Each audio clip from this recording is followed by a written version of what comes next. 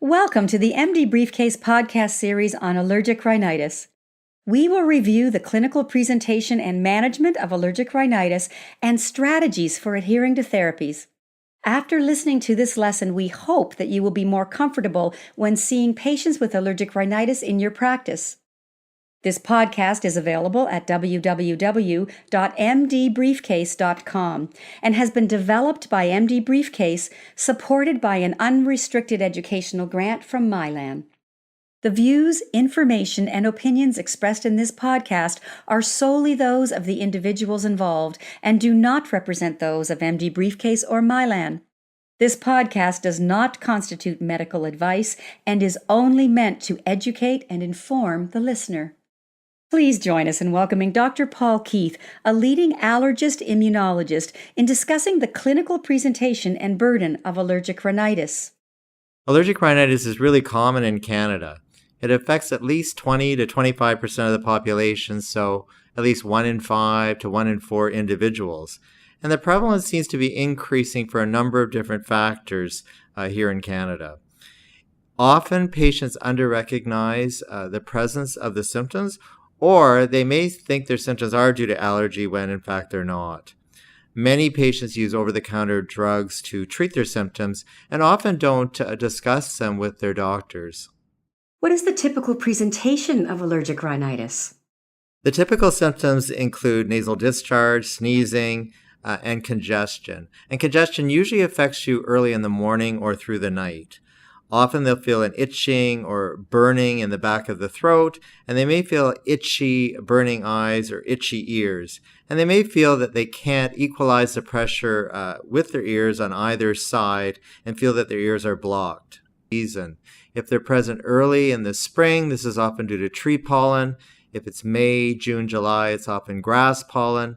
And if it's August, September, in Ontario or the eastern provinces, it's usually ragweed. Through the summer, they could be bothered by mold spores, and at any time of the year, they could be bothered by dust mite or pet dander. How bothersome are the symptoms of allergic rhinitis? Often patients will claim that certain fresh fruits and vegetables will give them an itchy throat, and this just tells you that they're allergic to a corresponding pollen, so that if they're allergic to tree pollen, they may get a burning, itchy throat with tree fruit, especially if it's raw and uncooked.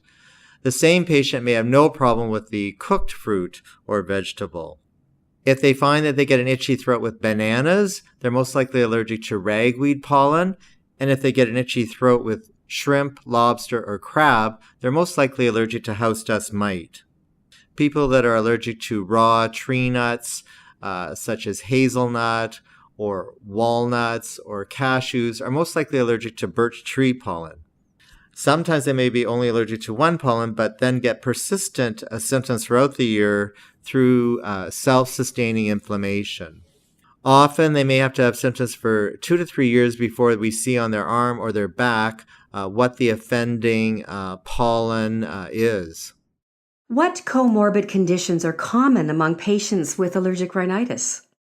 The problem with allergic rhinitis is often they go on to develop asthma, so you want to identify if they do have rhinitis and if it is contributing to their asthma or could initiate the process that they develop asthma in future.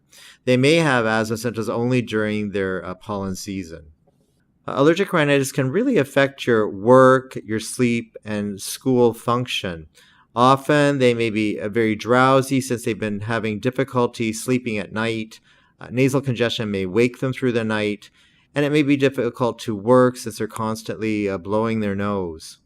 The problem with allergic rhinitis is that the patients often feel they have a chronic cold, and they don't recognize that symptoms lasting longer than 2 weeks are most likely due to ongoing inflammation.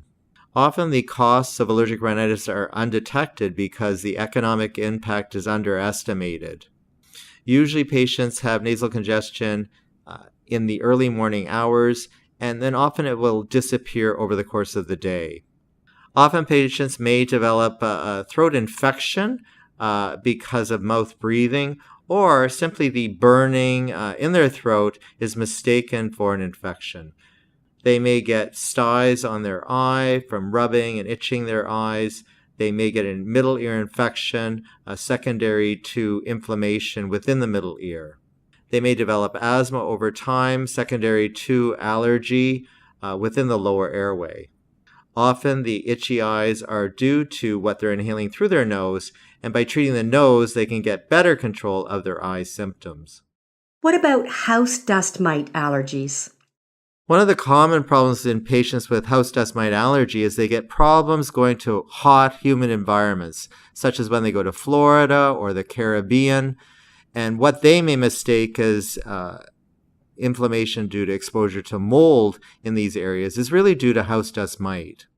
What about pollen? The problem with pollens is that they're very high on a hot, dry, windy day, whereas mold spores are present after a rainfall, so when it's very damp and humid out. One of the problems with tree pollens is that we may see tree pollen in the air because it travels hundreds of miles when you have a southerly wind. So even if we don't see that our trees are budding, patients may be starting to experience symptoms very early in the springtime. Typically, if a patient touches their pet and then touches their eye and their eye becomes itchy and swollen, they are generally allergic to their pet. Thank you for listening. Catch the other podcast episodes on www.mdbriefcase.com.